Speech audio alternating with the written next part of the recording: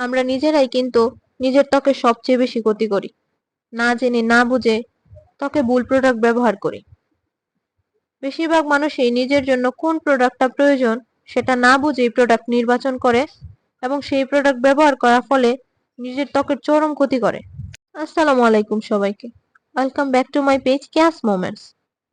আজকে আমি আপনাদের সাথে চুলের জন্য সঠিক তেল কিভাবে নির্বাচন করবেন তার কিছু টিপস শেয়ার করব।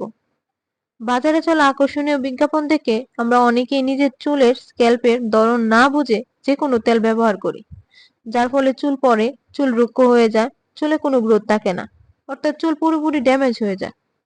এর কারণ মূলত আমরা চুলের ধরন বুঝি না, চুলের পোরোসিটি না জেনেই আমরা যে কোনো তেল নিজের চুলে ব্যবহার করি। চুলের জন্য সঠিক তেল নির্বাচনের আগে অবশ্যই চুলের পোরোসিটি এবং তেলের উপাদান তালিকা ও কার্যকারিতা দেখে তেল নির্বাচন করতে হবে। অর্থাৎ আপনার চুলের জন্য নির্বাচিত তেলটির উপাদানে কি কি রয়েছে এবং সেই উপাদান আপনার চুলের সকল সমস্যার সমাধানে কার্যকর ভূমিকা রাখবে কিনা সেটি ভালোভাবে চেক করে তারপর আপনার চুলে অ্যাপ্লাই করবেন।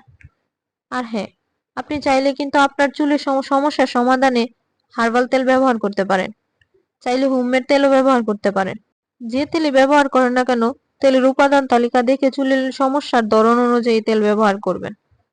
মনে রাখবেন, একবার চুল নষ্ট হয়ে গেলে সেই চুল পুনরায় ঠিক করা প্রায় অসম্ভব হয়ে পড়ে।